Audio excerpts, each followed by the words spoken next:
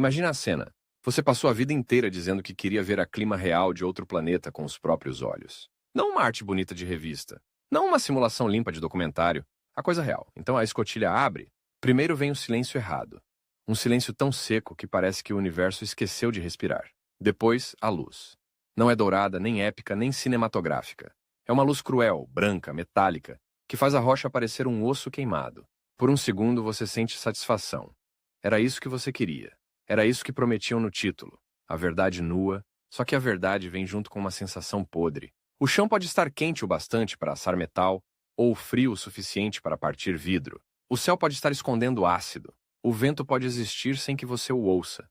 E uma tempestade pode engolir um planeta inteiro durante semanas. E de repente a pergunta deixa de ser: como é a paisagem? E vira: quanto tempo um corpo humano aguenta aqui antes de virar só mais um objeto esquecido no clima errado? É isso que a gente vai descobrir agora. Não como parecem as outras planetas em pôsteres, mas como se sente a meteorologia de verdade quando você a encara sem o filtro do romantismo. Porque quando a gente fala em clima fora da Terra, a imaginação costuma errar por excesso de beleza. O cosmos não é limpo. O cosmos não é confortável. E na maior parte do tempo, ele não está nem remotamente interessado em ser habitável. Na Terra, tempo ruim significa sair com o sapato errado, enfrentar uma enchente, tomar granizo no capô do carro, sentir o ar pesado antes de um temporal. O nosso padrão de comparação é humano. A nossa régua foi feita para um planeta que por acaso decidiu ser gentil o bastante para tolerar água líquida, nuvens de verdade, pressão respirável, estações reconhecíveis e uma atmosfera que não nos esmaga, não nos cozinha e não tenta dissolver nossos equipamentos em ácido. A gente cresceu achando que clima é uma variação de conforto, só que no restante do sistema solar, clima quase nunca significa conforto. Clima significa física em estado bruto, significa matéria obedecendo às leis do universo, sem fazer concessão nenhuma à fragilidade da vida. Antes de pousar mentalmente em cada mundo, vale quebrar uma ilusão que o cinema adora vender: a de que o espaço inteiro é uma coleção de paisagens exóticas, todas mais ou menos visitáveis com a roupa certa. Não é. Em muitos lugares, o problema não é só a temperatura, é a combinação temperatura, pressão, composição do ar, velocidade do vento, duração do dia, poeira, gelo, radiação, nuvens químicas, tempestades, que não têm equivalente perfeito na Terra. Separados, cada um desses fatores já seria hostil. Juntos, eles transformam um planeta numa máquina de destruir expectativas. E aqui vem o primeiro twist. O planeta mais perto do Sol não é o campeão absoluto do calor. O inferno mais eficiente não fica onde a maioria das pessoas apostaria. O lugar onde você imaginaria fogo constante nem sequer tem atmosfera suficiente para segurar o calor da maneira como a nossa intuição entende. O que existe ali é quase pior: extremos sem amortecimento. E isso começa logo no primeiro destino. Mercúrio é o tipo de mundo que desmonta a nossa lógica antes mesmo de a narrativa engatar. Quando a gente ouve planeta mais próximo do Sol, imagina um forno estável, uma chapa sempre acesa, um lugar uniformemente incandescente, só que Mercúrio não é um forno. É uma sentença de contraste. De dia, a superfície pode chegar perto de 430 graus Celsius. À noite, despenca para algo em torno de menos 180 graus Celsius. É como se o mesmo deserto fosse um metal em brasa sob um maçarico. E horas depois, o interior de um freezer abandonado no vácuo. O motivo é brutalmente simples. Mercúrio praticamente não tem uma atmosfera capaz de guardar e redistribuir calor como a Terra faz. Sem esse cobertor gasoso, o planeta recebe energia e perde energia com uma indiferença quase matemática. Mas dia e noite em Mercúrio também não são como na Terra. Um nascer do Sol ao outro ali dura 176 dias terrestres. Pensa no que isso significa para o clima local. O chão fica tempo demais sendo assado e tempo demais sendo congelado. Não existe a dança rápida de manhã, tarde, noite, madrugada. Existe um suplício lento. Um lado do ciclo castiga a matéria até ela radiar calor, como uma frigideira esquecida no fogo. O outro lado deixa tudo numa escuridão fria o bastante para tornar o próprio conceito de amanhecer uma ameaça futura. Se você pudesse caminhar por Mercúrio, ignorando por um segundo o pequeno detalhe de que isso exigiria tecnologia absurda, a experiência meteorológica seria estranhíssima, justamente porque quase não haveria tempo no sentido terrestre. Sem céu azul, sem nuvens de chuva, sem frentes frias, sem trovões, sem cheiro de ar molhado. Nada daquilo que o corpo reconhece como atmosfera viva. O que você sentiria seria outra coisa: a presença direta do sol e a ausência quase total de proteção. A paisagem não mudaria por causa de nuvens. Mudaria porque a luz rastejaria de forma lenta e implacável, enquanto o chão acumulava ou perdia calor durante períodos monstruosamente longos. Em vez de acompanhar a meteorologia olhando para cima, você a sentiria através da rocha sob seus pés, da sombra projetada por uma encosta e da linha mortal entre a claridade e a escuridão. Isso leva a uma imagem que parece inventada, mas não é. Em um dos lugares mais abrasadores da vizinhança solar, existem depósitos de gelo de água, não em lagos, não em geleiras abertas ao céu, mas escondidos em crateras profundas perto dos polos, em regiões de sombra permanente, onde a luz do sol talvez nunca entre. Mercúrio, esse nome que parece sinônimo de calor, guarda bolsões de frio eterno trancados como cofres. O mesmo mundo que consegue cozinhar uma superfície exposta, consegue conservar gelo em cicatrizes escuras, que não recebem amanhecer. Esse é o tipo de ironia que só o universo consegue escrever sem parecer exagerado. Então, como seria a previsão do tempo em Mercúrio se alguém fosse louco o bastante para anunciá-la? Algo como céu, inexistente; vento, irrelevante; chuva, impossível; radiação solar, implacável; diferença entre sombra e luz, capaz de decidir se o seu equipamento continua funcionando ou racha; horizonte, imóvel; superfície, alternando entre a arrogância do calor e a violência do congelamento. É quase ofensivo chamar isso de clima, mas é exatamente aí que a nossa definição começa a mudar. Clima não é só nuvem e precipitação. Clima é o comportamento da energia em um planeta. E em Mercúrio, a energia se comporta como um interrogatório sem advogado. Ainda assim, Mercúrio não é o pior lugar para responder à pergunta: qual planeta tem a meteorologia mais cruel? Ele é cruel no silêncio, no vazio, no contraste. Só que existe um mundo onde o próprio ar vira instrumento de tortura. Um mundo que, visto de longe, já enganou gerações inteiras por parecer quase um parente da Terra. Tamanho parecido, massa parecida, presença familiar no céu, brilho lindo ao amanhecer ou ao entardecer. Durante muito tempo, Vênus foi a tela em branco perfeita para sonhos. Alguns imaginaram pântanos, outros florestas, outros oceanos quentes cobertos por nuvens eternas. Havia algo poeticamente sedutor na ideia de que, sob aquele véu brilhante, existisse uma segunda terra. O problema é que o véu estava escondendo não um jardim, mas uma fornalha pressurizada. Se Mercúrio desmonta a intuição, Vênus humilha da intuição. A primeira coisa que você precisa esquecer sobre Vênus é a beleza. Porque ele é bonito de longe de uma maneira quase indecente. É um dos objetos mais brilhantes do céu. Parece pacífico, parece elegante, parece até limpo. Mas isso é só a fachada. As nuvens de Vênus não são feitas de vapor d'água como as nossas. Elas contêm ácido sulfúrico, e a atmosfera do planeta é tão densa que a pressão na superfície gira em torno de 90 a 92 vezes a pressão do nível do mar na Terra. Não é só um lugar quente, é um lugar esmagador. A temperatura na superfície passa de 460 graus Celsius, o bastante para derreter chumbo. O planeta mais quente do sistema solar não é Mercúrio, é Vênus. E isso por si só já é um tapa na nossa expectativa mais básica. Agora tenta visualizar essa chegada sem romantismo. Você atravessa um topo de nuvens amareladas e entra numa atmosfera tão espessa que a própria ideia de ar muda de textura. Não seria como caminhar num dia abafado, seria como afundar em um ambiente que empurra de volta. A luz solar vai ficando mais fraca, filtrada por uma camada grossa de partículas. O céu não teria aquele azul que o cérebro associa a espaço aberto. Tudo seria opaco, abafado, químico, quase claustrofóbico. Em altitudes altas, os ventos de Vênus podem correr a cerca de 360 km por hora, chicoteando o topo das nuvens e carregando padrões escuros misteriosos que os cientistas ainda tentam explicar completamente. É um planeta onde a atmosfera gira com uma velocidade que o solo lá embaixo não acompanha do mesmo jeito. O céu corre, o chão assá. E entre os dois existe uma coluna monstruosa de gás carbônico, calor e compostos corrosivos. Tem algo particularmente perturbador em Vênus, porque ele pega elementos que conhecemos e os deforma até o grotesco. Chuva? Existe uma versão disso, mas não para você comemorar. Nas nuvens, o ácido pode se condensar em gotas. Só que o calor intenso das camadas mais baixas faz com que essas gotas evaporem antes de tocar o chão. Ou seja, Vênus pode ter algo parecido com chuva que nunca vira alívio, nunca refresca, nunca alimenta rio nenhum.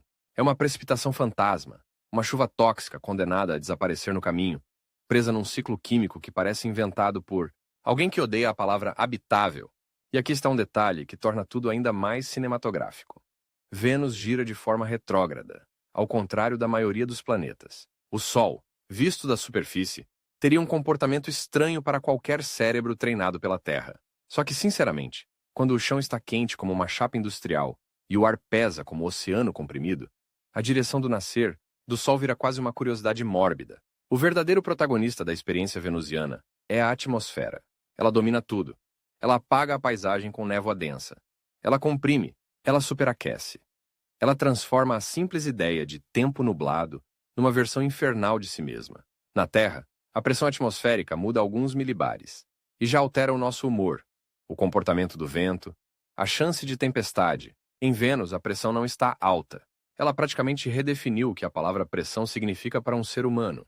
Se você tentasse existir ali sem proteção, não morreria só por causa da temperatura. O próprio ambiente trataria seu corpo como algo que não deveria estar ali.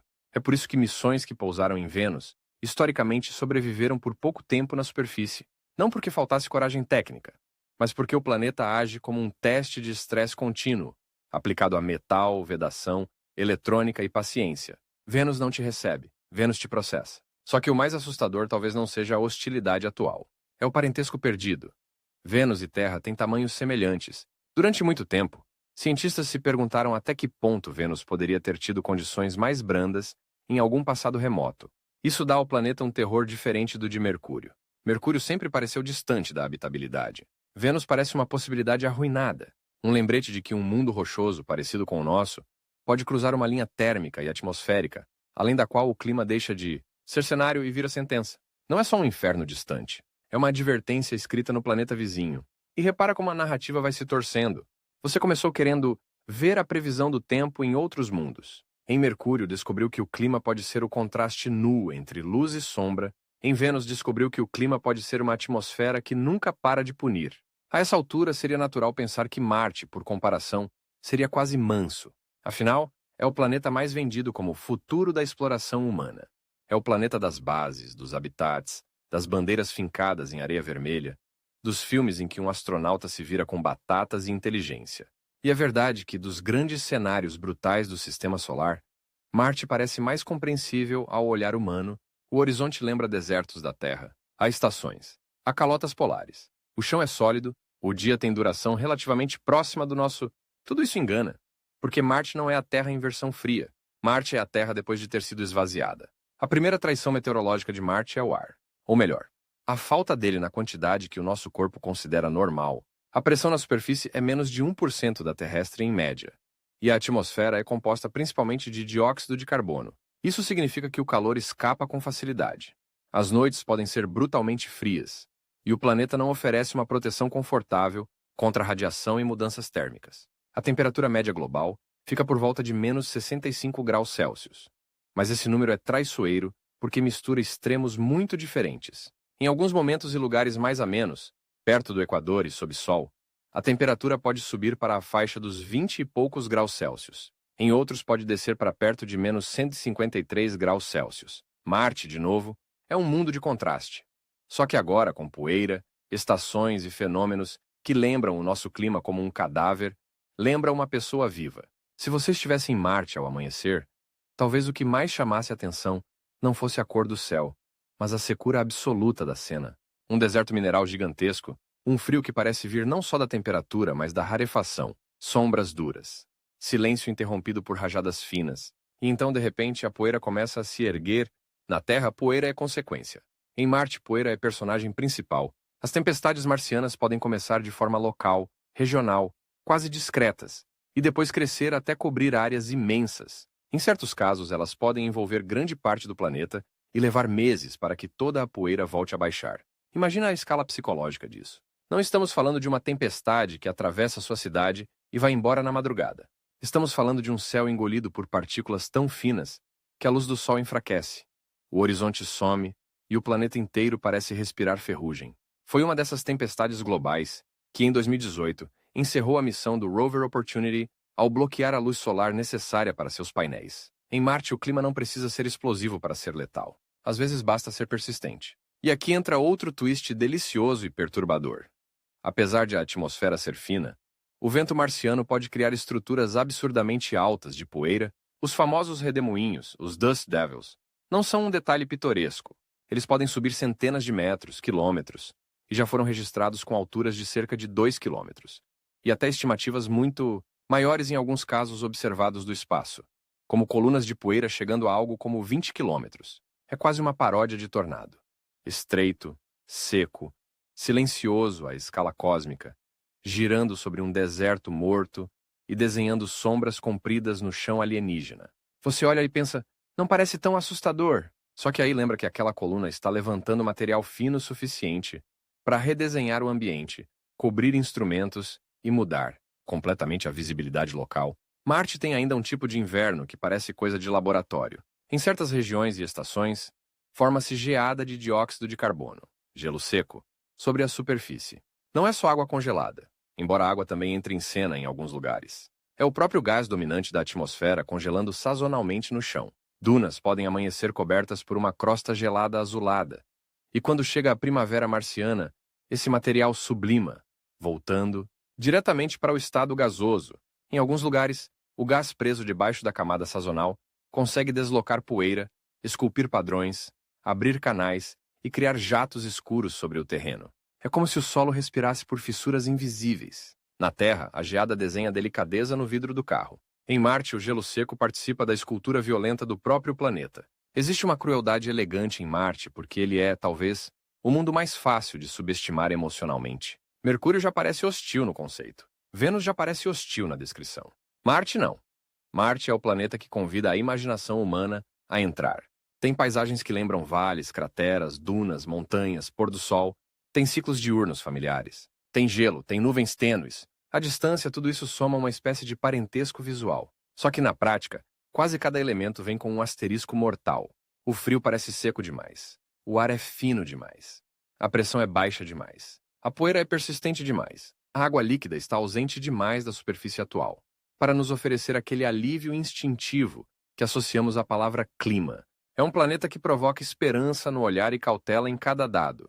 Talvez por isso a meteorologia marciana seja tão fascinante, porque ela não é só alienígena, ela é compreensível o suficiente para nos seduzir, e estranha o bastante para nos lembrar de que a semelhança visual não significa compatibilidade biológica. Quando um rover mede temperatura, vento, pressão e opacidade da atmosfera em Marte, o que estamos lendo não é apenas tempo no planeta vermelho. Estamos observando um sistema climático de um mundo que perdeu a maior parte de sua antiga espessura atmosférica e agora opera numa delicada mistura de poeira, frio e sazonalidade extrema. Cada rajada marciana parece dizer a mesma coisa. Eu ainda sou clima, mas não fui feito para vocês. E então, nesse ponto da viagem, alguma coisa muda dentro da nossa própria pergunta. A gente não está mais perguntando qual planeta é mais bonito.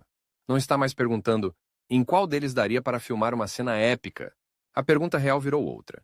Que tipo de violência a matéria pode exercer quando recebe condições diferentes? Mercúrio respondeu com a violência do contraste absoluto. Vênus respondeu com a violência da atmosfera esmagadora. Marte respondeu com a violência da persistência. O frio que não acolhe, a poeira que não desiste, a estação que congela o próprio ar no solo. E é aqui que a história fica ainda melhor. Porque até agora nós só olhamos para mundos rochosos, relativamente simples na imaginação popular. Só que o sistema solar guarda laboratórios de clima muito mais monstruosos do que isso. Lugares onde tempestades não duram horas nem dias, mas anos. Lugares onde o vento pode atingir velocidades que fariam um furacão terrestre parecer um ensaio. Lugares sem chão para pousar como a sua intuição pede. Lugares em que nuvens não significam chuva de água, e sim química, gelo exótico, pressão absurda e padrões atmosféricos com escala maior do que continentes inteiros. Se os três primeiros cenários já desmontaram a ideia infantil de tempo em outro planeta, o que vem a seguir destrói até a ideia de superfície como referência. Porque há mundos em que olhar para o céu não basta. O céu é o mundo. E, sinceramente, é aí que a meteorologia extraterrestre deixa de ser interessante e passa a ser viciantemente perturbadora. Porque uma vez que você viu um planeta onde o calor não tem ar para circular, outro onde as nuvens escondem ácido e pressão capaz de esmagar metal, e outro onde a poeira consegue apagar o sol por semanas, você percebe que a Terra não é o padrão do universo. A Terra é a exceção confortável que nos deixou mal acostumados. O resto é experimento. O resto é excesso. O resto é o cosmos testando todas as combinações possíveis entre energia, química, rotação, distância estelar e azar geológico. E ainda nem chegamos aos gigantes. Ainda nem entramos nos reinos onde correntes atmosféricas correm em faixas largas como países, onde manchas ciclônicas sobrevivem, por tempo suficiente para atravessar gerações humanas, onde o frio não é apenas ausência de calor, mas uma arquitetura inteira de nuvens, névoas e gelos que a nossa experiência nunca treinou para sentir. Ainda nem tocamos nos mundos em que o próprio conceito de clima na superfície vira pegadinha, porque você desce, desce, desce, e o fundo parece sempre mais uma hipótese do que um destino. Então guarda essa sensação, a de ter encontrado exatamente o que procurava. A realidade nua da clima em outros planetas. E ao mesmo tempo desejar não ter visto algumas dessas imagens com tanta clareza, porque essa mistura de fascínio e repulsa é o combustível perfeito para continuar. E o próximo passo da viagem vai jogar a gente em atmosferas tão enormes, tão violentas e tão belas, que Mercúrio, Vênus e Marte vão começar a parecer apenas a porta de entrada, porque quando a gente fala dos gigantes do sistema solar, existe uma armadilha mental quase inevitável. O cérebro humano quer uma superfície, quer um chão, quer algum ponto firme onde a câmera possa pousar, onde os pés possam tocar, onde a meteorologia aconteça acima de alguma coisa. Só que Júpiter, Saturno, Urano e Netuno não cooperam com essa fantasia. Neles, a atmosfera não é um detalhe em cima do planeta. A atmosfera é praticamente o próprio espetáculo. Você não pousa no clima, você entra nele, e quanto mais entra, mais a ideia de retorno começa a parecer uma superstição. Júpiter é onde essa sensação vira vício e ameaça ao mesmo tempo. De longe, ele parece quase elegante. Faixas claras e escuras enroladas em torno de um globo imenso, redemoinhos perfeitos, tempestades desenhadas como se alguém tivesse misturado tinta em creme. É bonito demais, limpo demais, organizado demais. Um planeta tão esteticamente absurdo que parece menos um objeto natural e mais uma obra de arte fria. Só que a beleza de Júpiter é uma mentira de escala. Tudo o que ali parece delicado é colossal. Tudo o que parece calmo está correndo a velocidades brutais. E tudo o que parece apenas bonito pode engolir a Terra inteira sem sentir a menor diferença. Se você se aproximasse de Júpiter pela primeira vez, a primeira impressão não seria "estou vendo nuvens". Seria "estou vendo continentes gasosos em guerra".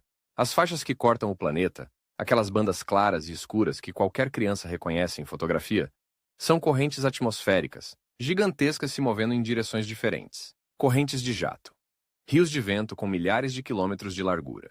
Um sistema tão poderoso que o próprio planeta parece uma máquina de fabricar turbulência em camadas. Não é como olhar para o céu da Terra e ver nuvens atravessando o horizonte. É como olhar para o horizonte e perceber que o horizonte inteiro está se movendo. E aqui entra uma das imagens mais perturbadoras de todas: a Grande Mancha Vermelha. Se você cresceu vendo figuras de Júpiter em livro escolar, talvez tenha aprendido a tratá-la como um detalhe gráfico, um olhinho vermelho, uma marca registrada, quase um logotipo natural. Só que a Grande Mancha Vermelha não é um detalhe decorativo. Ela é uma tempestade ciclônica monstruosa, persistente, antiga, com tamanho suficiente para envergonhar a nossa escala de desastre. Durante séculos, humanos observaram aquilo sem poder fazer nada, além de medir, comparar e aceitar que existe, no mesmo sistema solar, em que a gente reclama de temporal no fim da tarde. Uma tempestade grande o bastante para acomodar planetas dentro da sua violência. E o mais desconcertante não é só o tamanho, é a duração. Na Terra, furacões nascem, crescem, colapsam. Em Júpiter, certas estruturas parecem desafiar a nossa noção de efemeridade meteorológica. A tempestade deixa de ser evento e vira geografia. Imagina o que isso faria com a sua percepção do tempo. Na Terra, uma tempestade impressiona porque interrompe a rotina. Ela chega, domina o dia, muda o céu, assusta, destrói, passa. Em Júpiter, a atmosfera parece capaz de sustentar fenômenos que atravessam gerações humanas, como se gerações humanas fossem apenas uma piscada. Pessoas nascem, estudam o planeta, envelhecem, morrem, e a tempestade continua girando. Isso muda tudo. Já não estamos mais falando de como está o tempo hoje. Estamos falando de uma meteorologia tão monumental que o hoje quase ofende o problema. E isso sem contar o vento.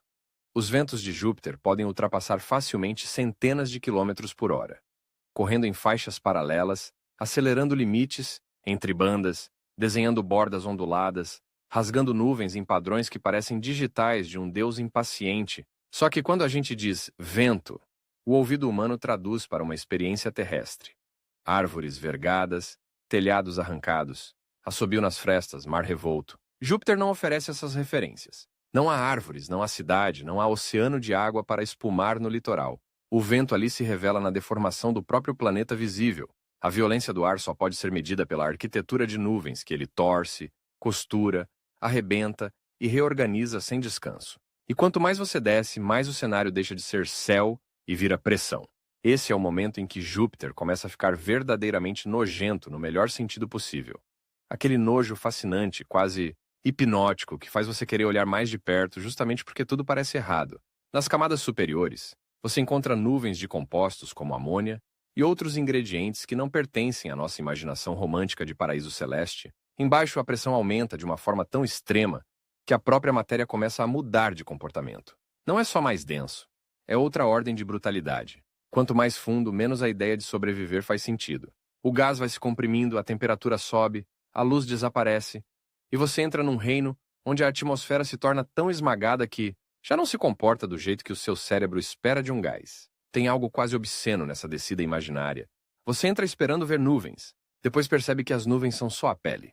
Você atravessa a pele e descobre que o corpo embaixo não quer ser entendido por intuição nenhuma, o azul some, o branco se contorce, o vermelho escurece, os relâmpagos aparecem, e então a pressão vai roubando da matéria a delicadeza. É como descer por um oceano que foi feito de clima, e não de água. Um oceano onde não existe superfície líquida convidativa, nem fundo acessível, só camadas cada vez mais violentas de esmagamento térmico e mecânico. E sim, há relâmpagos.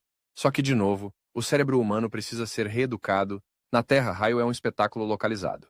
Você vê o clarão, conta os segundos, espera o trovão. Em Júpiter, descargas elétricas gigantescas já foram observadas em regiões profundas da atmosfera, como se o planeta tivesse tempestades dentro de tempestades, cérebros elétricos acendendo no interior de uma criatura que nunca dorme. A ideia de um relâmpago já é poderosa para nós, porque mistura luz, som e risco. Mas tenta imaginar relâmpagos nas entranhas de uma atmosfera planetária tão vasta que a palavra nuvem já ficou pequena demais. Não é céu piscando. É um mundo inteiro tendo impulsos nervosos, e então vem outro twist. Mesmo Júpiter, esse monstro atmosférico, não é só caos aleatório. Existe estrutura, existe ritmo. Existem zonas, cinturões, gradientes, química, circulação, padrões de cor, camadas. É exatamente isso que torna tudo ainda mais bonito e perturbador. Porque o horror puro cansa. O que prende de verdade é o horror organizado. É ver que a violência tem forma, que a brutalidade obedece regras, que o planeta não está simplesmente explodindo em todas as direções, mas operando como uma máquina climática colossal, com engenharia própria, uma lógica interna tão estável, que podemos observá-la por décadas e ainda assim continuar espantados. A essa altura, talvez você ache que Saturno será um alívio, um gigante mais delicado, mais poético, mais sofisticado. Afinal, ninguém olha para Saturno sem pensar nos anéis. Ele sempre entra em cena cercado de reverência. Parece o aristocrata do sistema solar. O planeta que pisaria num palco de ópera e seria imediatamente o centro das atenções, mas isso é porque os anéis roubam a narrativa. Eles são tão absurdamente belos que escondem o fato de que Saturno, por trás dessa elegância, também é um mundo de ventos brutais, tempestades colossais e fenômenos tão estranhos que dariam a um meteorologista terrestre a sensação de ter caído numa religião alienígena. Se você se aproxima de Saturno com a expectativa de delicadeza, ele te corrige depressa. As nuvens superiores de Saturno parecem mais suaves que as de Júpiter. As cores são mais discretas, mais douradas, mais apagadas. Há uma espécie de serenidade visual ali, como se o planeta fosse feito de fumaça de luxo. Mas isso é só superfície estética. Em certas regiões, os ventos de Saturno podem alcançar velocidades incríveis, também na faixa de centenas e até mais de 1000 quilômetros por hora em algumas medições e interpretações históricas. É um mundo onde a atmosfera corre tão rápido que o visual pastel quase funciona como disfarce. Saturno veste seda para esconder uma musculatura de furacão, e então você chega ao Polo Norte e o planeta revela um dos seus segredos mais surreais: um hexágono. Não um hexágono meio torto se você olhar com boa vontade. Um padrão atmosférico de 6 lados, gigantesco, persistente, desenhado no polo, como se alguém tivesse resolvido provar que a natureza, quando quer ser estranha, prefere ser geometricamente estranha. Imagina isso em voz alta para alguém que não conhece astronomia. Existe um planeta enorme, gasoso, coberto por ventos violentos, e, no polo dele, você encontra uma estrutura em forma de hexágono maior do que países inteiros. Parece ficção científica tentando demais, só que é real. E exatamente por ser real, a imagem se torna quase desconfortável. A gente aceita redemoinhos, aceita faixas, aceita manchas, mas um hexágono estável em uma atmosfera planetária parece uma piada que a física contou e levou a sério. Esse padrão não é um objeto pousado ali. Não é uma muralha. Não é gelo sólido em forma de desenho. É fluxo, é vento.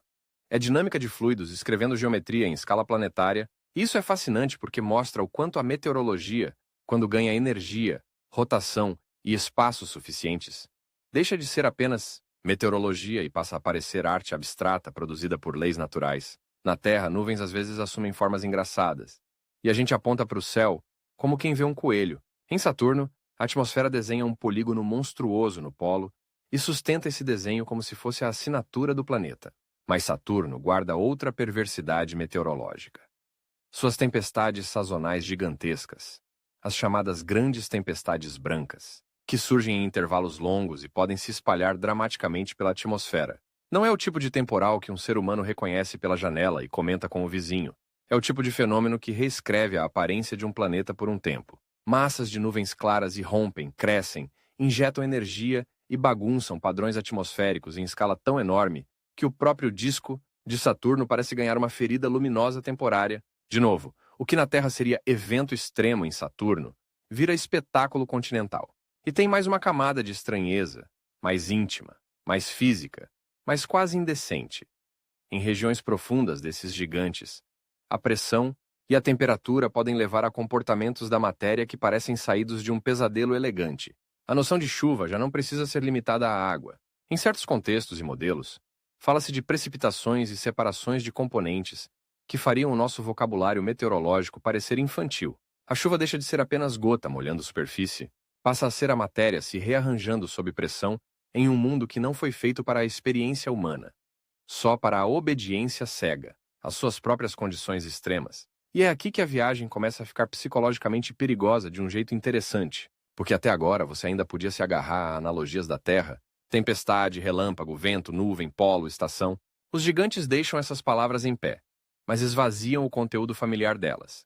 Elas continuam existindo, só que deformadas. O suficiente para serem reconhecidas, e o suficiente para serem perturbadoras, é como ouvir a sua própria voz sair de uma gravação, mas desacelerada, distorcida, alienada de você mesmo. Você entende o que está ouvindo, e justamente por entender, aquilo te dá arrepios. Júpiter e Saturno ainda são de algum modo operísticos. Grandiosos, teatrais, eles gritam, eles anunciam sua própria presença, eles não escondem a monstruosidade. Mas então a narrativa avança mais para fora, para regiões onde a luz solar enfraquece, o frio se torna mais sério, e a loucura atmosférica troca de roupa, a violência deixa de parecer exuberante e passa a parecer clínica, azulada, silenciosa, distante. É aí que Urano entra em cena. Urano é um planeta que sofre de um problema de reputação. Quase sempre ele é lembrado primeiro pelo nome, depois pela ciência. E isso é uma injustiça brutal com um dos mundos mais estranhos de toda a vizinhança solar.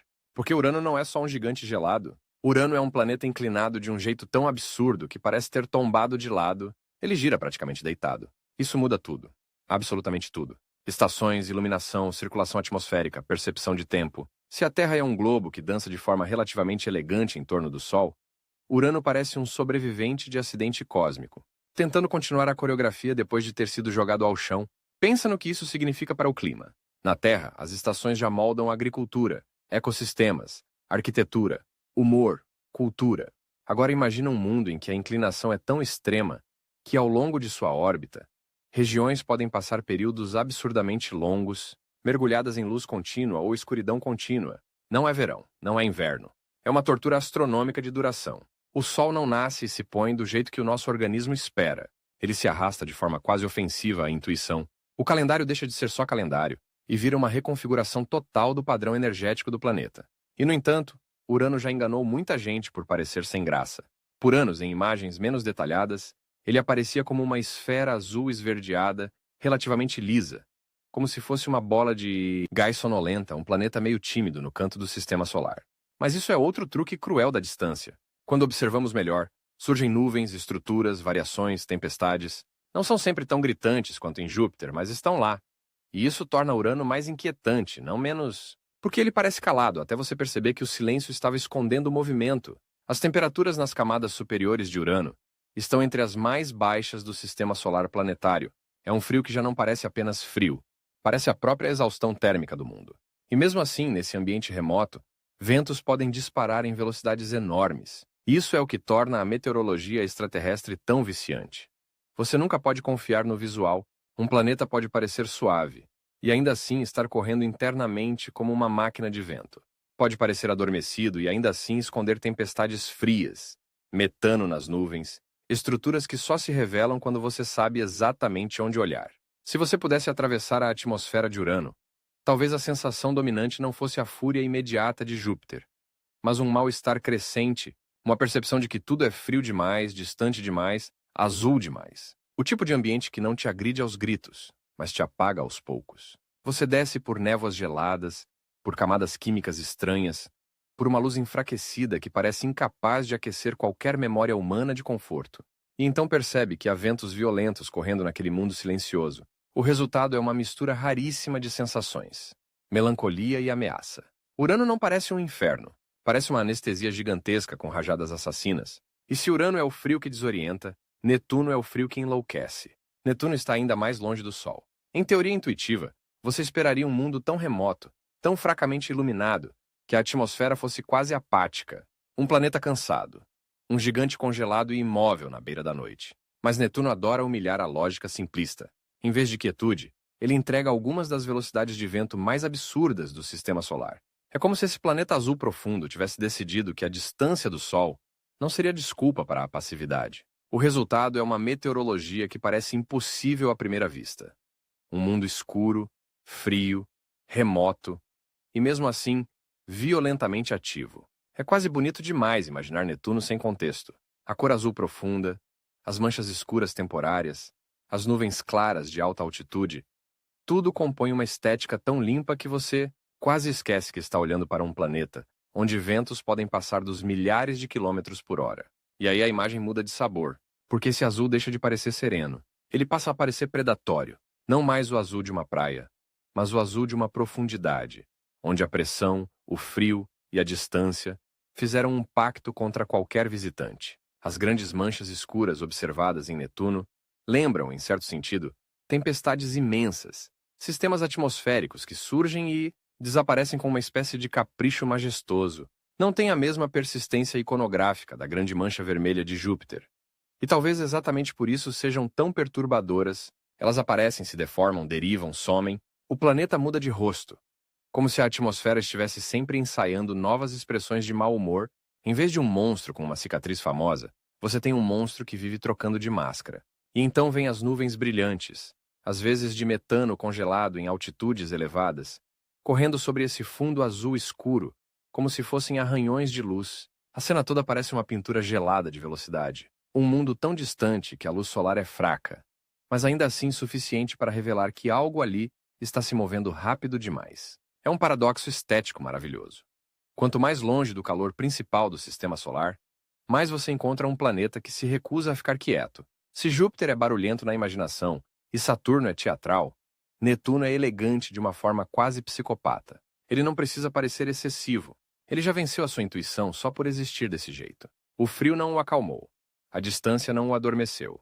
O azul não o suavizou.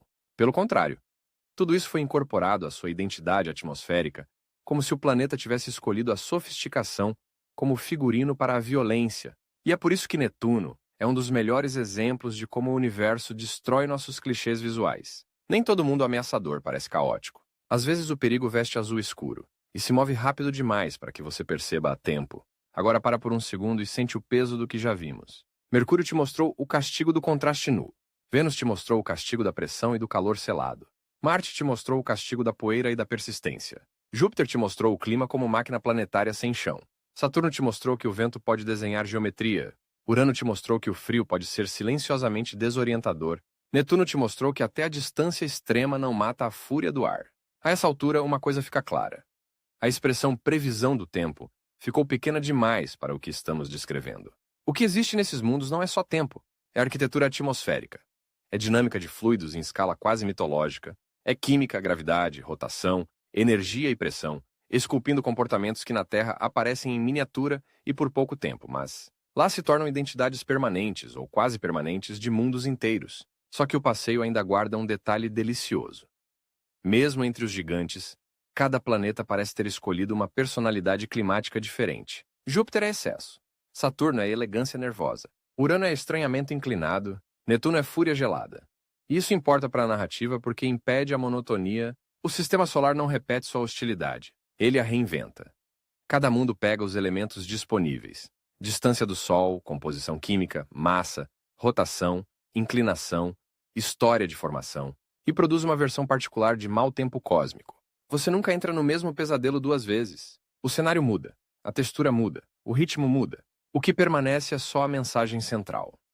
Fora da Terra, a atmosfera raramente foi feita para ser sentida por pulmões humanos. Ela foi feita para obedecer ao planeta que a gerou. E quanto mais você internaliza isso, mais a Terra começa a parecer improvável. Porque o nosso planeta, com todos os seus furacões, secas, ondas de calor, ciclones, tornados e tempestades elétricas, ainda é um lugar onde o clima costuma negociar com a vida. Às vezes ele nos pune, às vezes nos surpreende, às vezes nos destrói localmente. Mas, no geral, ele permite a continuidade da biosfera. Nos gigantes, essa negociação desaparece. O clima não negocia com vida nenhuma parecida com a nossa. Ele não aceita a presença humana. Ele não oferece janela de oportunidade. Ele simplesmente acontece em escalas, durações e intensidades que deixam o ser humano intelectualmente fascinado e fisicamente excluído. Esse talvez seja o verdadeiro encanto sinistro da meteorologia em outros planetas. Ela satisfaz uma curiosidade antiga e, ao mesmo tempo, esmaga uma vaidade antiga. A curiosidade é: como é de verdade? A vaidade é: talvez no fundo, tudo seja adaptável a nós. Não, não é. E essa resposta não vem como humilhação vazia, vem como libertação intelectual. Porque quando você entende que o clima pode assumir essas formas monstruosas, belas e radicalmente inumanas, o universo fica maior, de um jeito quase emocional. Você deixa de procurar espelhos da Terra em todo lugar e começa a apreciar a alteridade bruta dos mundos. Mas aqui vem mais um twist. E ele é importante para o que vem na próxima parte. Mesmo tudo o que vimos até agora ainda cabe, com algum esforço, na categoria planetas. Mundos grandes, com atmosferas, com física climática, com identidades bem marcadas. Só que a pergunta do vídeo não precisa parar nos planetas clássicos. Porque se a gente realmente quer saber como é a real meteorologia fora da Terra, então os maiores sustos talvez estejam justamente em lugares que a imaginação popular visita menos. Luas com atmosferas densas, mundos gelados, onde chove substâncias estranhas, regiões onde neblina, lagos e estações existem. Mas do jeito errado, com a química errada, sob o sol errado. Lugares onde o clima deixa de ser apenas violento e passa a ser perversamente familiar. Esse é o próximo degrau do desconforto. Porque uma coisa é encarar Júpiter e aceitar que nunca houve chance de ele parecer casa. Outra coisa muito mais perturbadora é encontrar ambientes que lembram a Terra o suficiente para acordar memórias do nosso mundo. Só que cada detalhe importante está trocado. O lago não é de água. A chuva não mata a sede. A névoa não anuncia manhã fresca. A estação não traz primavera no sentido humano. O vento não atravessa uma floresta. Ele varre dunas de hidrocarbonetos. O frio não conserva, ele aliena. E quando a familiaridade aparece do lado errado, o estranhamento fica muito mais forte. É por isso que a viagem ainda não chegou ao seu ponto mais inquietante. Os gigantes gasosos e gelados impressionam pela escala. Mas logo adiante existem cenários que impressionam pela perversão do familiar. Mundos onde você quase reconhece uma praia, quase reconhece uma chuva, quase reconhece um ciclo sazonal. E justamente por esse quase, a experiência fica mais grudenta na mente, mais cinematográfica, mais difícil de esquecer. Então guarda essa transição com cuidado. A gente saiu dos planetas rochosos, atravessou os impérios do vento, entrou em atmosferas sem chão e descobriu que o sistema solar é capaz de sustentar tempestades que parecem eternas, geometrias que parecem desenhadas e frios que aceleram o ar em vez de acalmá-lo. Mas o próximo passo não vai ser maior. Vai ser pior de outro jeito. Vai ser mais íntimo, mais reconhecível, mais errado. E isso, às vezes, assusta mais do que qualquer tempestade do tamanho de um planeta. Porque até agora, quase tudo que vimos gritava alienígena logo de cara. Um inferno de pressão, um deserto congelado, um oceano de nuvens sem chão, uma tempestade que cabe no mapa. O cérebro não se confunde muito diante disso. Ele se espanta sim, mas não se apega. Não tenta chamar aquilo de lar. Não tenta se enxergar ali. Só que, a partir de agora, o sistema solar começa a nos enganar de um jeito muito mais íntimo. Ele passa a mostrar lugares onde o clima parece ter copiado gestos da Terra, apenas para corrompê-los. Você reconhece o desenho, mas não a substância. Reconhece o cenário, mas não o cheiro. Reconhece a lógica, mas não a vida. E nada representa melhor esse tipo de perversão climática do que Titã. Se você visse Titã pela primeira vez sem contexto, talvez não entendesse imediatamente por que ele é tão perturbador. Ele não tem a ostentação monstruosa de Júpiter, não tem o brilho venenoso de Vênus, não tem a violência vermelha de Marte. Titã entra devagar, discreto, quase humilde. Uma lua de Saturno, envolta por uma atmosfera espessa, coberta por névoa alaranjada, escondendo a superfície como se estivesse tentando prolongar o mistério. Só que essa descrição é uma armadilha, porque quando você começa a abrir as camadas de Titã, descobre uma das coisas mais desconcertantes de toda a vizinhança solar. Um mundo onde existem nuvens, chuva, rios, lagos, mares, neblina, dunas e estações. Mas quase nada disso é feito daquilo que, na Terra, e torna esses fenômenos compatíveis com o corpo humano. Titã é, em certo sentido, um espelho falsificado da Terra. Na superfície, a temperatura ronda algo em torno de menos 179 graus Celsius. Esse número por si só já deveria encerrar qualquer fantasia de conforto. É frio o suficiente para transformar a água, que aqui é sinônimo de fluidez, em rocha. Em Titã, gelo de água não se comporta como neve ou gelo terrestre delicado. Ele pode fazer o papel de material duro, quase de pedra, enquanto substâncias que na Terra associamos a gás combustível, como metano e etano, entram em cena de modo quase hidrológico. Ou seja, o ciclo que aqui pertence à água, lá pode pertencer aos hidrocarbonetos. Pensa bem no grau de estranheza disso. Na Terra, uma nuvem traz a memória da chuva. A chuva traz a memória de terra molhada. A terra molhada traz a memória de rio. O rio traz a memória de vida. Em Titã, você pode ter nuvens que anunciam chuva, mas não de água. Pode ter rios, mas não de água.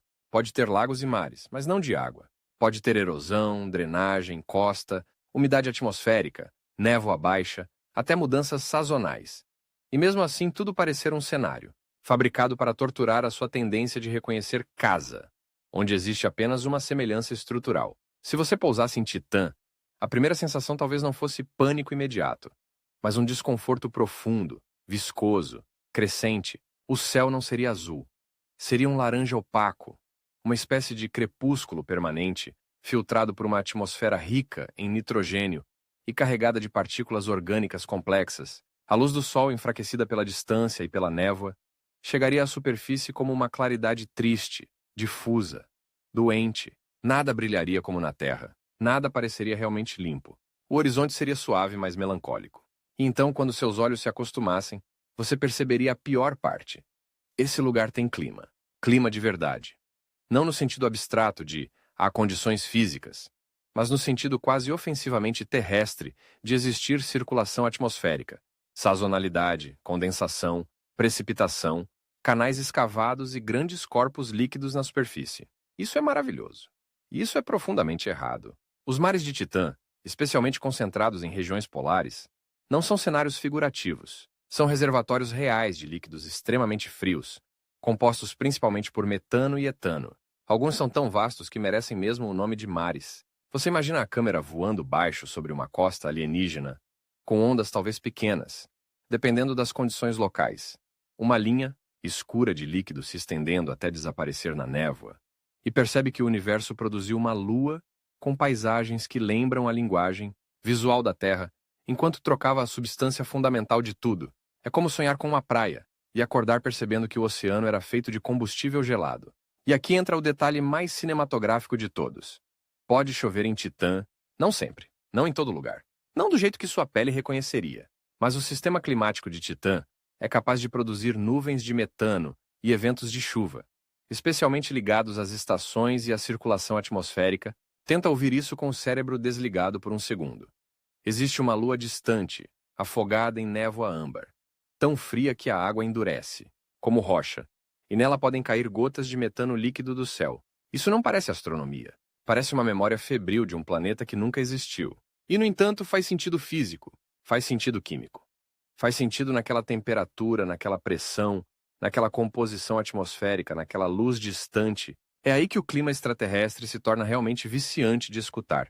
Porque Titã não é só extremo, ele é coerente na sua estranheza. Não é um show de horrores aleatórios. É um mundo em que tudo conversa com tudo. A atmosfera, a temperatura, a química, as estações, os líquidos na superfície, a formação de nuvens, o relevo, as dunas escuras compostas de materiais orgânicos, tudo participa de um mesmo sistema.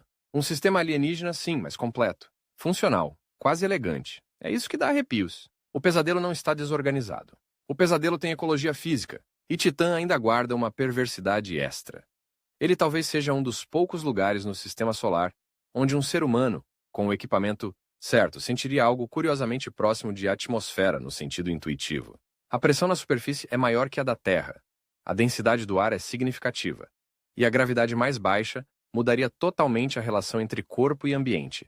Alguns gostam de imaginar que, com asas apropriadas, você poderia quase planar, que a atmosfera sustentaria movimentos de forma diferente. Isso torna Titã ainda mais sedutor, porque ele não só parece familiar em certos elementos climáticos, ele também brinca com a mecânica do corpo, quase convida, quase sussurra. E esse quase é perigoso, porque qualquer romantização evapora no instante em que você lembra a temperatura, a composição, a ausência total de respirabilidade humana e a brutal distância de qualquer calor que possa ser chamado de acolhedor. Mas Titã não está sozinho nesse território em que o familiar aparece com a substância errada. Há outro mundo muito menor, muito mais discreto, que parece quase um fantasma atmosférico do sistema solar. Tritão. Tritão, lua de Netuno, é um daqueles lugares que parecem existir só para provar que a realidade não precisa ser grandiosa para ser perturbadora. Ele não grita, ele não ocupa pôsteres, ele não entra no imaginário popular com facilidade. E talvez por isso mesmo seja tão eficaz como golpe narrativo. Porque quando você finalmente olha para ele com atenção, percebe que está diante de uma superfície congelada, absurdamente fria, com uma atmosfera extremamente tênue, e ainda assim, atividade suficiente para produzir geysers ou plumas de nitrogênio que chegam a subir e deixar rastros escuros na superfície. Pensa no grau de delicadeza sinistra dessa cena. Você está nos confins gelados do sistema solar, numa lua onde a luz solar já é uma lembrança enfraquecida, e mesmo ali, a energia disponível ainda consegue organizar pequenas erupções de material, como se o corpo congelado do mundo exalasse segredos em jatos silenciosos. Não é o espetáculo vulcânico de Io. Não é a turbulência colossal de Júpiter. É outra coisa. É mais fino, mais seco, mais fantasmagórico. Um tipo de meteorologia ou atividade de superfície-atmosfera que parece acontecer na borda do apagamento térmico. Se Titã é o quase terra químico, Tritão é o quase morto que ainda respira. A temperatura ali é tão baixa que a própria ideia de clima parece querer se recolher. E, no entanto, ela não desaparece. Em vez disso, ela se condensa em processos discretos, lentos, quase espectrais. Finíssimas camadas atmosféricas, gelos exóticos, sublimação, deposição, variações sazonais em um mundo onde estação não significa florescer, mas reorganizar geadas alienígenas sob uma luz miserável. Se você observasse Tritão durante tempo suficiente, começaria a perceber que até nos lugares aparentemente mais inertes, o clima continua trabalhando. Talvez não como tempestade operística, talvez não como chuva dramática, mas como uma insistência.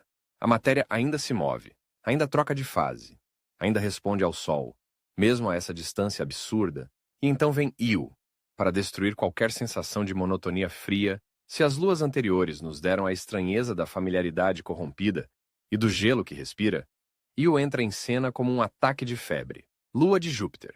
Io é o mundo mais vulcanicamente ativo do sistema solar. E isso muda completamente o tom da meteorologia local, ou do equivalente local de uma experiência atmosférica, porque ali não estamos falando principalmente de chuva, nuvem espessa e vento organizado como em Titã. Estamos falando de um inferno geológico, continuamente alimentado por forças de maré gravitacional.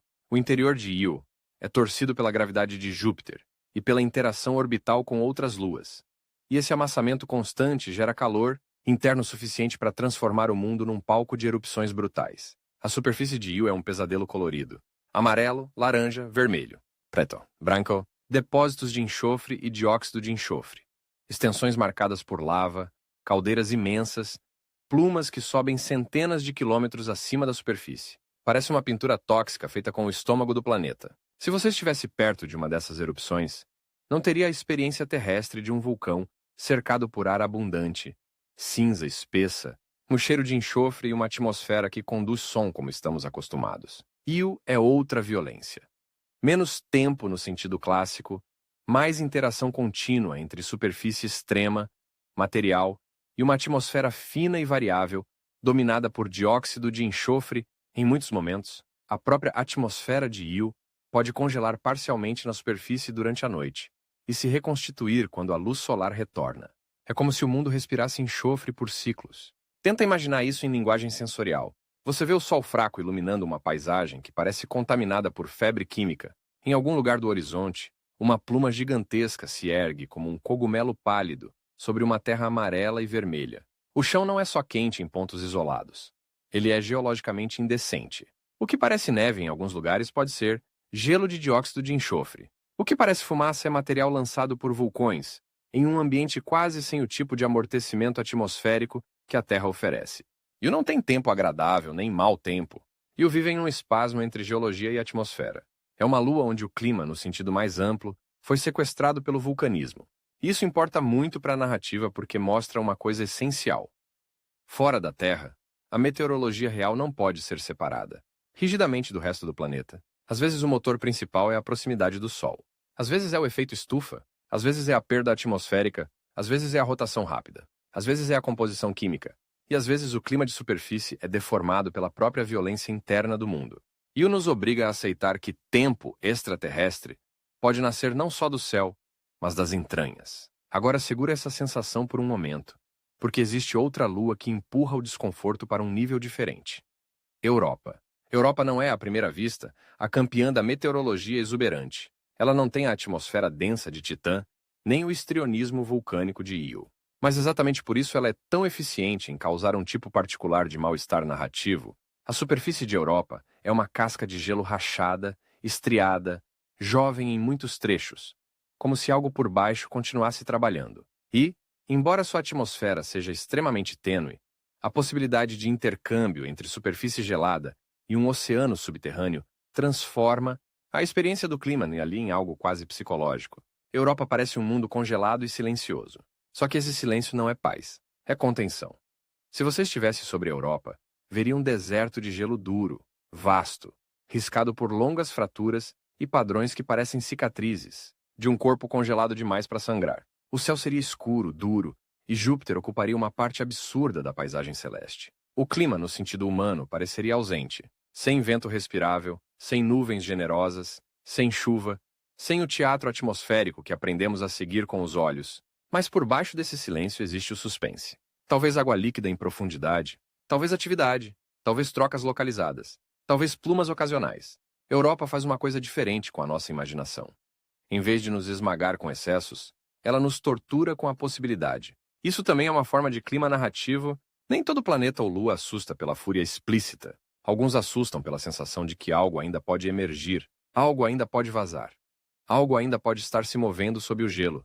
E quando você coloca a Europa ao lado de Titã, Tritão e Io, percebe que o sistema solar é muito mais criativo do que a nossa linguagem. Comum para tempo consegue abarcar. Temos chuva de hidrocarbonetos. Temos geysers frios nos confins escuros. Temos atmosferas que congelam e sublimam em ciclos. Temos vulcanismo que domina a experiência ambiental. Temos desertos de gelo que parecem quietos demais para serem confiáveis. O clima fora da Terra não é um catálogo simples de mais quente e mais frio. É uma coleção de sistemas, onde a matéria escolheu formas diferentes de continuar em movimento, e o mais perturbador é que, em vários desses lugares, o movimento copia a sintaxe da Terra sem copiar o vocabulário da Terra. Titã diz, eu também tenho chuva, mas não a sua. Titã diz, eu também tenho costa, mas não a sua. Tritão diz, eu também tenho plumas, mas não as suas. Io diz, eu também mudo a atmosfera, mas não do jeito que você chamaria de céu. Europa diz, eu também tenho dinâmica. Só que escondida sob quilômetros de gelo e silêncio, você começa a sentir um efeito psicológico muito específico nessa altura da jornada. A erosão do antropocentrismo meteorológico, a nossa espécie passou milênios associando clima à sobrevivência agrícola, navegação, abrigo, água potável, migração, colheita, roupas, saúde, tudo isso é profundamente terrestre. Fora daqui, clima continua existindo, às vezes de forma mais espetacular do que qualquer coisa que conhecemos. Mas já não gira em torno da nossa utilidade. Ele não existe para regar solo fértil, encher reservatório, trazer estação de plantio ou alimentar floresta. Ele existe porque física e química estão trabalhando sob certas condições. Só isso. E justamente por esse só isso, ele pode se tornar mais puro, mais estranho e mais cruel. O que nos leva a uma imagem que talvez seja a mais poderosa desta parte inteira. Imagina um único corte cinematográfico ligando esses mundos. Você começa em Titã, vendo uma gota de metano cair de uma nuvem âmbar e atingir um lago escuro como petróleo congelado. corta. Agora está em Tritão, observando uma pluma fina de nitrogênio subir como um suspiro pálido sobre gelo remoto. Corta. Agora está em Io, com uma coluna vulcânica monstruosa, lançando material acima do horizonte amarelo e vermelho. Corta. Agora está em Europa, onde nada acontece com violência evidente. E justamente por isso, cada rachadura no gelo parece esconder uma ameaça. Essa sequência muda a forma como a palavra real soa no título do vídeo. Porque a real clima em outros planetas, ou em outros mundos, não é só a mais extrema. Muitas vezes é a mais desconcertantemente plausível dentro das regras locais. Não é fantasia sem lógica. É lógica sem misericórdia humana. Cada gota, cada pluma, cada nuvem, cada lago, cada gelo, cada neblina, cada erupção, existe porque ali, naquelas condições, aquilo é o comportamento normal da matéria. E isso é talvez o ponto mais fascinante de todos. O universo produz normalidades que, para nós, parecem alucinações. Mas ainda não terminamos de subir essa tensão. Porque existe uma mudança sutil acontecendo no fundo da narrativa. Até aqui você foi aceitando cada absurdo separadamente. Ah, um planeta mais quente que o mais próximo do Sol. Ah, tempestades que duram séculos. Ah, chuva de metano. Ah, vulcões enlouquecidos. Ah, gelo que respira. O cérebro vai absorvendo uma monstruosidade por vez. Só que quando você começa a somar tudo, percebe algo maior. A Terra não é apenas um dos mundos possíveis.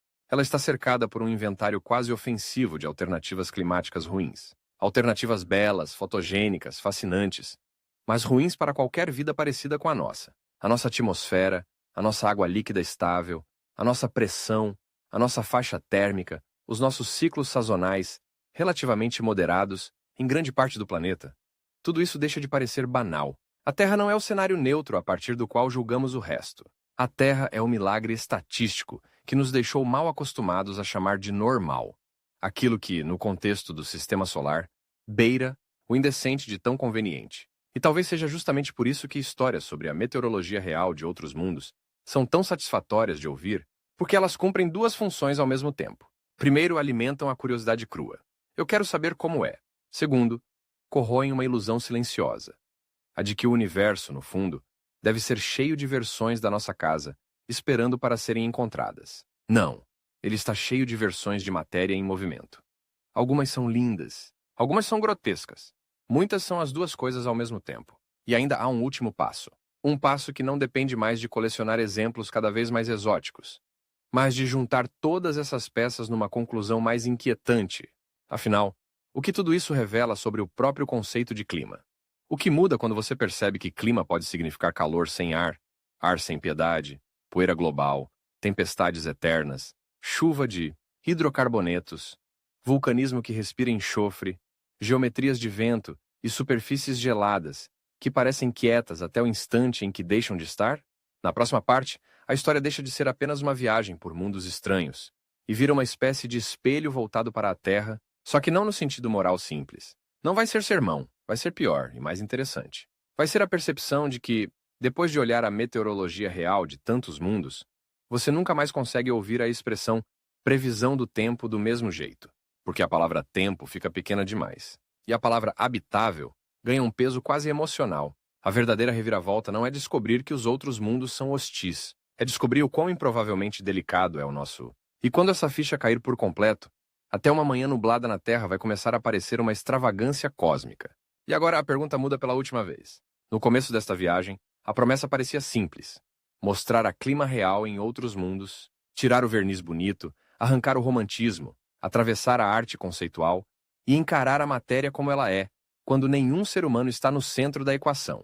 Só que depois de atravessar Mercúrio, Vênus, Marte, Júpiter, Saturno, Urano, Netuno, Titã, Tritão, Io e Europa, a pergunta já não cabe mais na moldura inicial, porque a resposta deixou de ser um catálogo de curiosidades e virou outra coisa.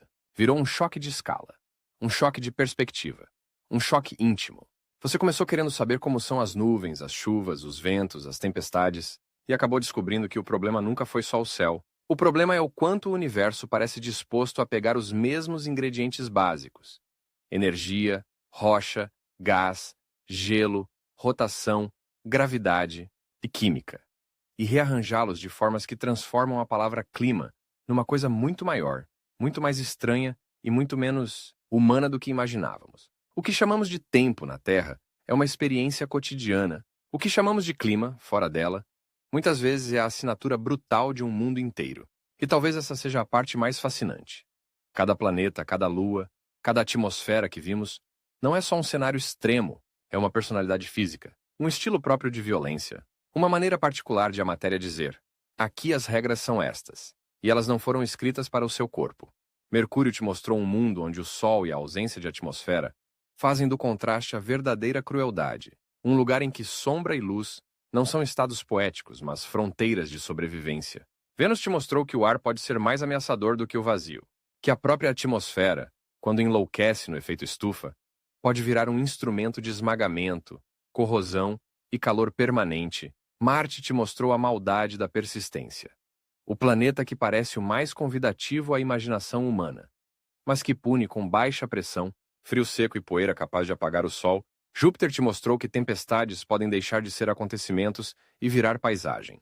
Saturno te mostrou que o vento pode desenhar geometria. Urano e Netuno te lembraram que distância do Sol não significa passividade, e que o frio às vezes acelera a loucura em vez de contê-la. Titã te entregou o golpe mais perverso de todos. Um mundo com cara de hidrologia terrestre e substância de pesadelo químico. Tritão, Ío e Europa completaram a humilhação da nossa intuição, mostrando que até o gelo mais remoto, o vulcanismo mais insano e o silêncio mais suspeito podem carregar formas de tempo que a nossa linguagem só consegue descrever por aproximação. Só que há um twist ainda mais fundo do que todos os anteriores. Talvez a maior descoberta desta jornada não seja que os outros mundos têm meteorologias absurdas. Talvez seja que a Terra, vista depois deles, começa a parecer quase inacreditável. Pensa nisso com calma. Na Terra, a água cai do céu numa faixa de temperatura em que ela pode alimentar rio, solo, floresta, lavoura, animal, corpo humano. O ar tem densidade suficiente para carregar som, nuvem, cheiro, pássaro, mas não tanta a ponto de esmagar. A pressão é alta o bastante para manter líquido onde importa, e baixa o bastante para não nos esmagar. A composição atmosférica não é perfeita em sentido abstrato, mas é extraordinariamente conveniente para a vida complexa. Temos vento que pode ser destrutivo, sim, porém também pode ser brisa. Temos nuvens que podem ser ameaçadoras, sim, porém também podem ser sombra. Temos chuva que pode inundar, sim, porém também pode salvar colheita. Temos estações que em muitos lugares não exterminam a possibilidade de existência, apenas reorganizam a paisagem. Até os nossos desastres climáticos, terríveis como são, acontecem dentro de um planeta que continua permitindo oceano líquido, floresta, respirando, ciclos biológicos complexos e corpos humanos funcionando sem traje espacial. Depois de olhar para fora, isso deixa de parecer banal. Vira sorte, vira privilégio, vira exceção. E é aqui que o vídeo encontra a sua camada mais forte. Porque a história já não é só sobre outros lugares assustadores. É sobre o preço invisível da familiaridade. A gente acorda, olha pela janela, vê nuvens baixas, reclama do calor, xinga a umidade, amaldiçoa a garoa, se irrita com o vento, consulta a previsão do tempo no celular e segue o dia como se tudo isso fosse o modo padrão do universo. Não chega nem perto. O nosso cotidiano meteorológico, mesmo quando incômodo, é uma anomalia extremamente refinada. Um equilíbrio improvável entre energia recebida, proteção atmosférica, presença de água, campo magnético, massa planetária, composição, química e uma história geológica que não nos lançou nem para um forno de dióxido de carbono, nem para um deserto esvaziado, nem para um oceano de tempestades sem chão, nem para uma praia de metano sob névoa laranja. A Terra não é o planeta normal.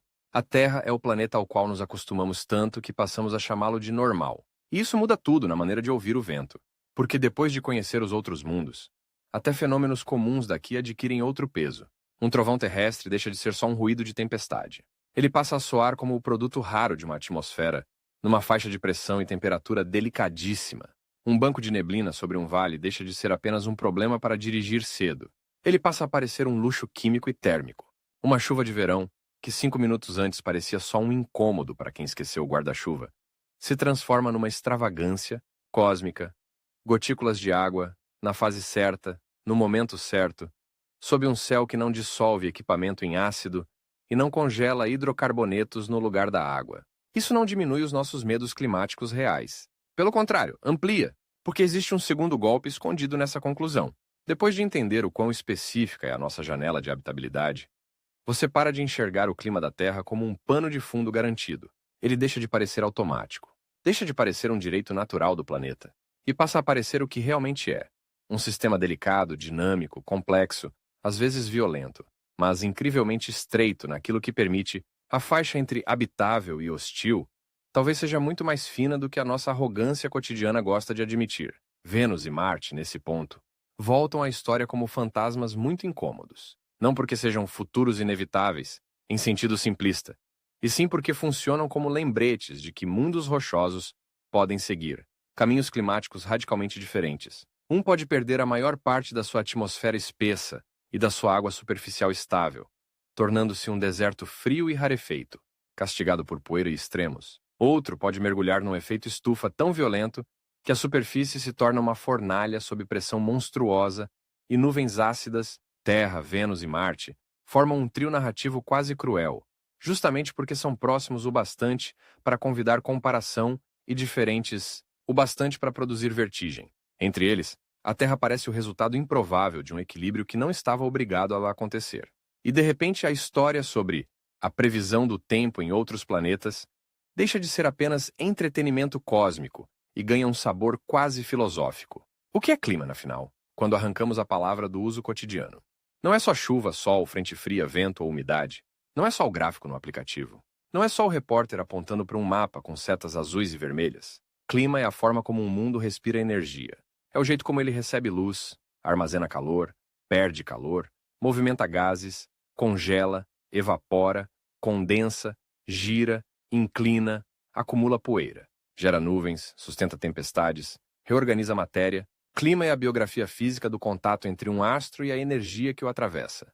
E essa biografia pode produzir desde uma tarde agradável com cheiro de chuva até uma atmosfera tão densa que derrete chumbo, desde um amanhecer frio numa planície até ventos supersônicos, num gigante azul distante, desde gotículas de água numa folha até mares de metano sob uma névoa orgânica. Quando você entende isso, uma coisa estranha acontece. O universo fica mais bonito e mais repulsivo ao mesmo tempo.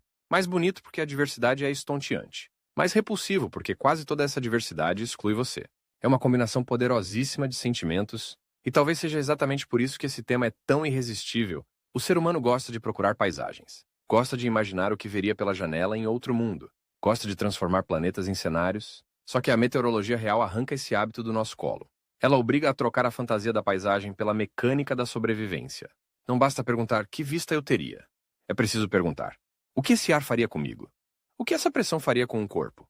O que essa temperatura faria com metal, vidro, circuito, pele, osso? O que esse líquido faria se tocasse uma superfície terrestre? Que tipo de silêncio existiria onde quase não há atmosfera? Que tipo de som existiria onde a atmosfera é densa demais? Como seria o clarão de um relâmpago numa nuvem de um mundo sem superfície definida? Como seria ver uma costa e saber que o mar não mata a sede? Essas perguntas têm um efeito quase físico na imaginação. Elas deixam o cosmos pegajoso. Deixam a exploração menos limpa, menos heróica, mais honesta. E isso é ótimo para a história, porque aproxima o espectador da experiência real do assombro, não o assombro infantil de "uau, que planeta bonito", mas o assombro adulto de "meu Deus, a matéria realmente pode fazer isso?" E o mais interessante é que essa revelação não mata a beleza, ela a intensifica. A grande mancha vermelha não fica menos bonita quando você entende que é uma tempestade monstruosa. Os anéis de Saturno não ficam menos majestosos quando você lembra que o planeta por trás deles tem ventos ferozes e um hexágono no polo. Titã não fica menos hipnótico quando você descobre que seus mares são de hidrocarbonetos líquidos. Netuno não perde elegância quando seus ventos se tornam absurdos. Vênus não perde brilho no céu, só porque por baixo das nuvens há um inferno sob pressão. A beleza continua. O que desaparece é a inocência. Talvez esse seja o verdadeiro arco dramático da viagem inteira. No começo, o espectador entra querendo imagens fortes. No meio, ele recebe imagens fortes. No fim, ele percebe que as imagens fortes estavam escondendo uma ideia ainda mais poderosa. A de que o universo não tem compromisso, nenhum com a nossa noção intuitiva de equilíbrio. Isso mexe com a autoestima da espécie de um jeito delicioso. Por muito tempo, nós projetamos no cosmos uma mistura de esperança e vaidade. Esperança de encontrar lugares que nos lembrem, vaidade de supor que a nossa experiência local seja uma boa régua para imaginar o resto. A meteorologia real dos outros mundos esmaga as duas coisas ao mesmo tempo. Ela diz: não, o resto não foi desenhado para espelhar você. E justamente por isso o resto se torna tão mais interessante, porque deixa de ser decoração de uma aventura humana e passa a ser alteridade genuína. Mundo de verdade, mundo indiferente, mundo com comportamento próprio. Agora tenta imaginar a sequência final deste vídeo, não como uma lista, mas como uma cascata de sensações. A superfície de Mercúrio rachando entre fogo solar e frio absoluto, as nuvens ácidas de Vênus fechando a visão enquanto a pressão sobe, o pó vermelho de Marte engolindo o horizonte numa tempestade que dura mais do que a sua paciência, Júpiter se abrindo em faixas intermináveis de vento, relâmpago e rotação, o hexágono de Saturno aparecendo no polo como uma assinatura impossível, Urano tombado, sofrendo estações que parecem erro de eixo transformado em destino, Netuno, azul e distante, correndo rápido demais para a sua aparência serena, Titã, com sua névoa âmbar, sua chuva errada e seus mares de líquido impossível para o corpo humano, Tritão respirando gelo em plumas pálidas, Io explodindo enxofre como se o interior de um mundo tivesse decidido sair para fora, Europa em silêncio, tão silenciosa, que cada fissura parece esconder uma ameaça líquida. Agora corta tudo isso de uma vez para uma imagem absurdamente simples. Uma janela na terra, vidro levemente embaçado. Lá fora, nuvens cinzentas, talvez um vento mexendo folhas, talvez chuva fina escorrendo pelo asfalto, talvez uma criança reclamando que esqueceu o casaco, talvez alguém dizendo que tempo chato. E é exatamente nesse instante que a ficha cai. Chato? Chato? Depois de tudo o que existe lá fora, tempo chato é quase um privilégio ofensivo. Na Terra, o desagradável cotidiano do clima ainda costuma caber em experiências humanas. O vento não arranca a própria lógica da atmosfera. A chuva não é de ácido sulfúrico nem de metano. A névoa não esconde mares de hidrocarbonetos. O frio, em boa parte do planeta habitado, não solidifica o ar dominante sobre o solo. O calor não transforma a superfície inteira numa panela de pressão com 90 atmosferas. O céu, na maior parte do tempo, continua sendo céu, e não um laboratório de destruição de expectativas. É claro que a Terra também tem sua brutalidade. Furacões, secas, enchentes, ondas de calor, incêndios, ciclones, tornados, tempestades severas. Tudo isso mata, desloca, destrói, traumatiza, e não há nada de pequeno nisso. Mas o ponto aqui é outro. Mesmo a brutalidade terrestre acontece dentro de um mundo que continua extraordinariamente favorável à vida complexa. O palco geral ainda é respirável. A química geral ainda é compatível. A água geral ainda é nossa aliada. O clima terrestre pode ferir profundamente, e ainda assim pertence a uma casa. A meteorologia de muitos outros mundos nem sequer sabe o que seria uma casa para nós. Isso torna a Terra, ao mesmo tempo, mais preciosa e mais frágil. E aqui está o último twist, o mais silencioso de todos. Depois de olhar tanto para fora, você não termina apaixonado apenas pelos outros planetas. Você termina ligeiramente assustado com a delicadeza da sua própria normalidade. A sua rotina meteorológica, aquilo que parecia tão comum, começa a parecer um acordo raro entre variáveis cósmicas demais, um acordo que não precisava existir e que ainda assim existe, um acordo tão preciso que permitiu oceano, chuva, floresta, respiração, agricultura, cidades, pássaros, infância, velhice, cheiro, de terra molhada, roupa secando no varal, neblina em serra, granizo em telhado, vapor saindo de uma rua depois de uma pancada de verão. Quando o universo inteiro oferece tantas versões hostis de tempo, a suavidade relativa da Terra deixa de ser pano de fundo e vira milagre operacional. E talvez o melhor jeito de encerrar essa história seja admitindo uma coisa muito simples. A gente começou procurando a realidade crua da clima em outros mundos, mas o que encontrou foi um espelho invertido da Terra. Não um espelho que repete a nossa imagem, e sim um espelho que mostra tudo o que poderia ter sido diferente. Um espelho que diz: o calor poderia ser pior, o frio poderia ser definitivo, o ar poderia ser veneno, o vento poderia nunca negociar, a chuva poderia não matar sede, o céu poderia esconder ácido, o mar poderia não servir à vida, o silêncio poderia significar quase ausência de atmosfera. E a tempestade poderia durar mais do que civilizações inteiras. Ainda assim, aqui estamos. Debaixo de um céu imperfeito, às vezes violento, às vezes lindo, às vezes cinza, às vezes banal, mas extraordinariamente adaptado. A existência de criaturas que reclamam do clima, enquanto seguem vivas dentro dele. Talvez esse seja o detalhe mais humano de todos. Talvez, no fundo, a maior prova de que a Terra é rara não esteja nos grandes tratados científicos, mas no fato de que nós conseguimos tratar o nosso próprio céu como rotina, e depois desta viagem, talvez isso nunca mais pareça tão banal. Da próxima vez que o vento bater na sua janela, lembra, em algum lugar do sistema solar, ele poderia estar correndo em faixas maiores. Que continentes? Ou varrendo metano sob um céu laranja, ou desenhando um hexágono num polo, ou carregando poeira por meses, ou nem existir como atmosfera digna desse nome. Da próxima vez que a chuva cair, lembra. Em algum lugar ela evapora antes de tocar o chão, em outro cairia como hidrocarboneto, em outro talvez nem pudesse existir nessa forma. Da próxima vez que você olhar um céu nublado e sentir tédio, lembra. O tédio meteorológico da Terra é uma extravagância cósmica, porque a verdadeira resposta à pergunta: como é a real clima em outros planetas? Não cabe em uma frase única. Ela é ao mesmo tempo bela e repulsiva, grandiosa e claustrofóbica, fotogênica e mortal, familiar de longe e intolerável de perto. Mas, se fosse preciso resumir tudo em uma única imagem, talvez fosse esta: o universo inteiro testando todas as maneiras possíveis de fazer um céu, e por acaso extraordinário, um desses céus virou o nosso